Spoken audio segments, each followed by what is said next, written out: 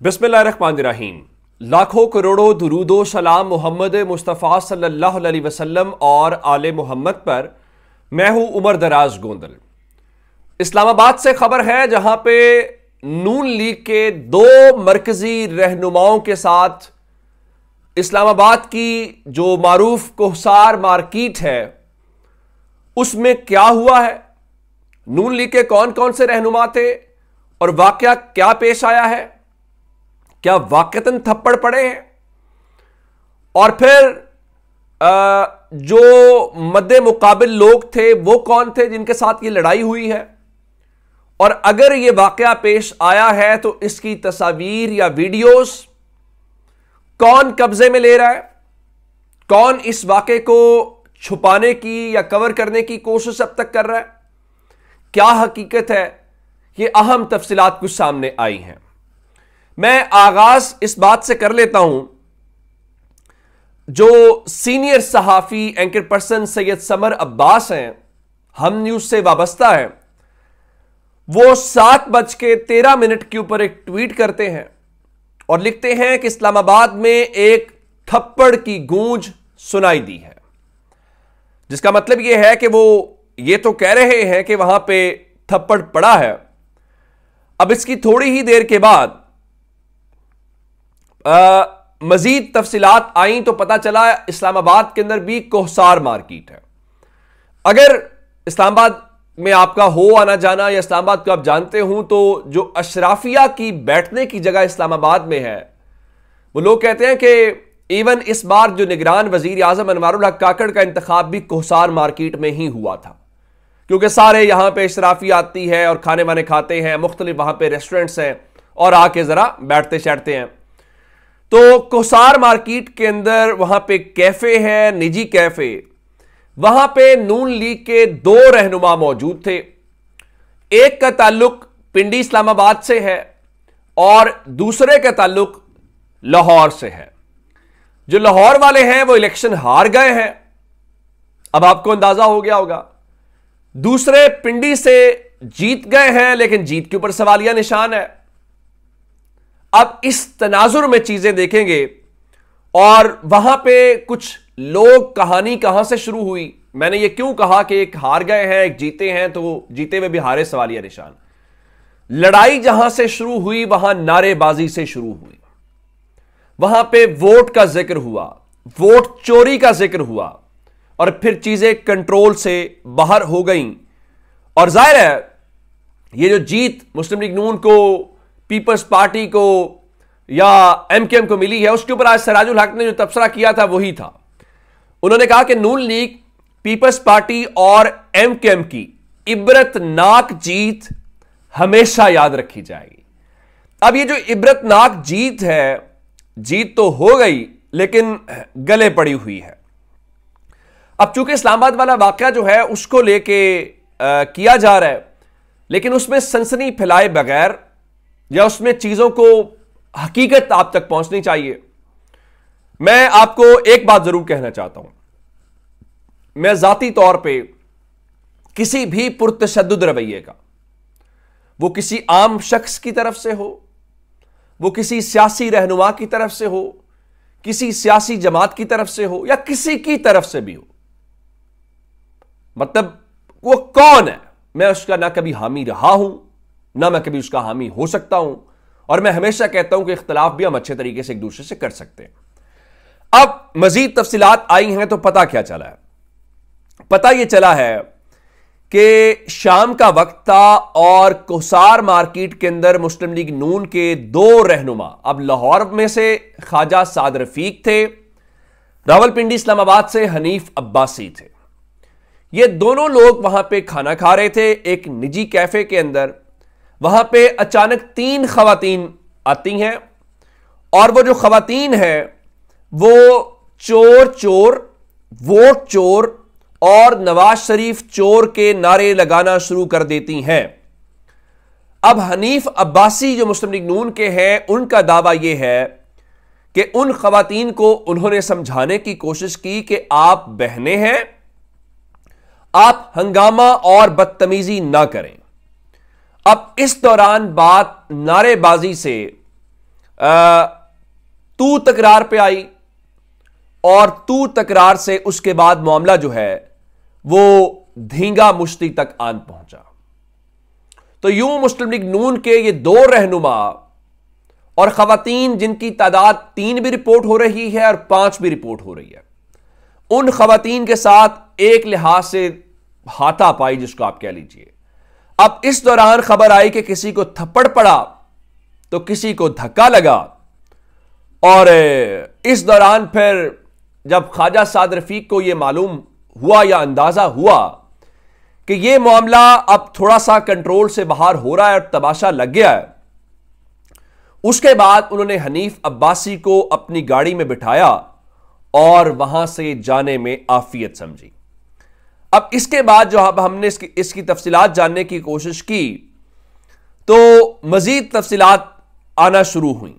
अब इस सिलसिले में एहतशाम अली अब्बासी इस्लामाबाद से जर्नलिस्ट हैं, उन्होंने भी इसकी तस्दीक की जैसे सैयद समर अब्बास ने की। उनके मुताबिक, ज़राए के मुताबिक हनीफ अब्बासी और ख्वाजा साद रफीक दोनों F6 में खाना खा रहे थे कि कुछ पीटीआई खवातीन ने एहतजाजन चोर चोर कहा, जिस पर बहसो मुबाहिसा हुआ और खवातीन ने हनीफ अब्बासी से मोबाइल फोन छीनने की कोशिश की और लीगी रहनुमाओं ने खवातीन के मोबाइल हनीफ अब्बासी ने अपना हाथ छुड़वाया और फिर थप्पड़, मुक्के, लातें और धक्के तक बात पहुंच गई और फिर नारे लगाने वाली पीटीआई खवातीन गिर गईं और दोनों नून लीगी रहनुमा मौके से निकल गए।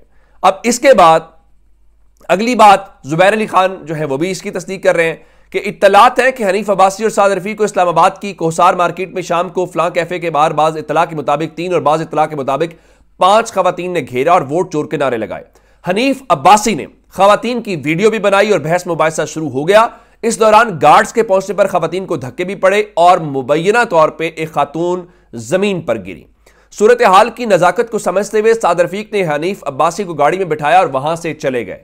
दूसरी जानिब कैफे वालों ने सीसीटीवी फुटेज देने से इनकार कर दिया है। जाहिर है कि अब वो सीसीटीवी फुटेज आएगी तो उस फुटेज से मामला होगा। अब इनके मुताबिक कोई कह रहा है जी पीटीआई की खवातीन थी, कोई कुछ और कह रहा है। बशीर चौधरी जो है वो भी कमोबेश ऐसी कह रहे हैं। वो कह रहे हैं इस्लामाबाद की कोसार मार्केट में फलां कैफे पे बदमज़गी, साद रफीक और हनीफ अब्बासी बैठे हुए थे और वहां पे मौजूद 2 खवातीन ने उनको गालियां देना शुरू कर दी। हनीफ अब्बासी ने वीडियो बनाने की कोशिश की जिस पर औरत ने हनीफ अब्बासी का गिरबान पकड़ने की कोशिश की और वो गिर गई। हनीफ अब्बासी और साद रफीक गाड़ी में बैठकर चले गए। हकीकी सूरत हाल सीसीटीवी फुटेज सामने आने पर ही आ सकेगी। अब इससे यह तस्दीक होती है कि दोनों रहनुमा थे।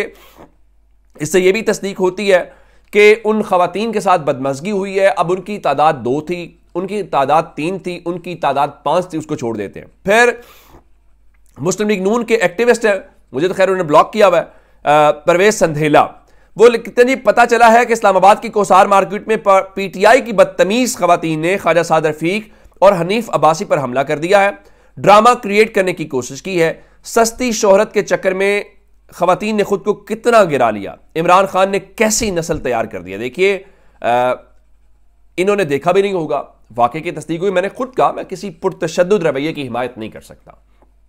अब उसको इमरान खान के साथ जोड़ देना, तहरीक इंसाफ के साथ जोड़ देना, अब इससे भी आप अंदाजा लगा लें कि दोनों तरफ इस चीज की हिमायत जो है वो नहीं की जा सकती। और क्योंकि खाना आप किसी रेस्टोरेंट के अंदर आप फैमिली के साथ जाएं, मतलब कि मैं अब यहां पे तो एक जर्नलिस्ट हो सकता हूं, फील्ड में हो सकता हूं, लेकिन मैं किसी जगह खाना खाने गया हूं फैमिली के साथ, वहां एक सूरत हाल अक्सर मुख्तलिफ है। खैर, ये वाकया मैंने आपके सामने अभी तक का जो है वो ये रिपोर्ट किया है कि ये वाकया इस्लामाबाद में कुछ इस तरह से पेश आया। अब आते हैं अगली सूरत हाल की तरफ कि वो कहते हैं ना कभी कभी आपके मुंह से निकलने वाली बात होती है वही आपके सामने आती है। वो कहते हैं कि पहले तोलो और फिर बोलो। आपको याद होगा पाकिस्तान तहरीक इंसाफ का केस था जिसके अंदर उन्होंने बल्ले के निशान वाला सुप्रीम कोर्ट में, वहां पे हुआ क्या कि बैरिस्टर अली जफर साहब ने काजी फायज ईसा साहब के सामने यह समझाने की कोशिश की कि बल्ले के निशान का मसला सिर्फ नहीं है, और वो तो कौम ने बता भी दिया 8 फरवरी को, निशान का मसला नहीं है। मैं बार बार आपको कहता रहूं तहरीक इंसाफ का इंतखाबी निशान इमरान खान है। तो उन्होंने कहा देखें हमारी रिजर्व सीटें जो हैं वो मखसूस सीटें हमारी वो चली जाएंगी। तो अब ये 13 जनवरी का मामला है, तो इस दौरान काजी फायज ईसा साहब ने खुद अल्फाज बोल के उनका वीडियो क्लिप जो है उसने तहरीक इंसाफ की बहुत ज्यादा मुश्किल आसान कर दी। चूंकि मैं इस खुद सोच का कायल हूं और मैं ये बार बार कहता हूं कि काजी साहब का वो फैसला एक काला फैसला था जिसने पाकिस्तान की मकबूल तरीन सियासी जमात को ज़िबा किया, पाकिस्तान में जमहूरियत को कमजोर किया। और अब काजी साहब ने वो जो वीडियो में अल्फाज बोले थे वो सोशल मीडिया पर सर्कुलेट कर रहा है, जिसमें काजी साहब कहते हैं, उनको तसल्ली दे रहे थे अली जफर साहब को कि आपकी ये बात अभी मैच्योर नहीं हुई, ये मैच्योर होगी 8 फरवरी को कि आपकी रिजर्व सीट है। तो उनका उसका एक हल है, अगर इलेक्शन के बाद पीटीआई की जो मखसूस नशिस्तों का मामला है आप अदालत में चैलेंज कर लीजिएगा, हम उसका हल निकाल लेंगे। अब सिर्फ इतना सा सवाल है कि पाकिस्तान की सबसे बड़ी अदालत के सबसे बड़े मनसब के ऊपर बैठे हुए काजी फायज ईसा साहब अपनी उस बात का पास रखेंगे कि तहरीक इंसाफ की मखसूस नशिस्तें मारी ना जाएं, ये जानते हुए कि तहरीक इंसाफ इस वक्त मुल्क की मकबूल तरीन जमात है। जो आज अली जफर साहब ने फ्लोर ऑफ द हाउस पे कहा कि आप माने या ना माने, इस कौम ने इमरान खान को मैंडेट दिया है। आप ये कहते हैं ना ये कौम ऐसी है, उस कौम ने बताया है। अब अगर काजी साहब अपनी इस बात के ऊपर कायम नहीं रहते और वो रिजर्व सीटें मारने देते हैं, तो मुझे ये बताइए कि इस मुल्क के अंदर फिर किसका एतबार किया जाए।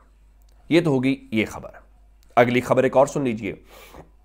अलीमा खान ने आज बताया था कि जो कमिश्नर रावलपिंडी हैं उनका बयान तब्दील करवाने की कोशिश की जा रही है। अब कमिश्नर साहब जो हैं उनको लेके आज भी इलेक्शन कमीशन की वो कमेटी जो बनाई गई है उसका इजलास हुआ, तमाम आरोज के बयानात रिकॉर्ड किए गए। भाई आरोज क्या कहेंगे, उन्होंने नौकरी नहीं करनी, डीसी ने प्रमोशन नहीं लेनी, उनकी क्या मजाल है बेचारों की।